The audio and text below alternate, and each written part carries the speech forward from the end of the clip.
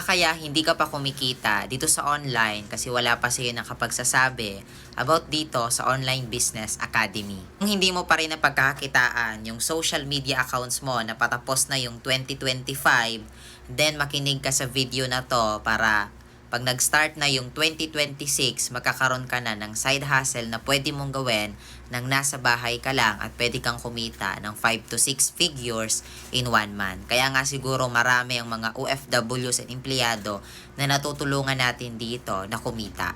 Alam mo ba na sa simpleng pag-copy-paste mo at pag-posting ng mga ready-made scripts and captions sa Facebook and TikTok is pwede ka nang pumaldo? Legit ito kasi ako mismo 2 years ko na tong ginagawa. Nag-start ako dito at the age of 17 years old at ngayon, eto na yung nagiging source of income and my only bread and butter. So na if you want to qualify, just comment how sa comment section at mag-follow ka na para updated ka sa next videos natin.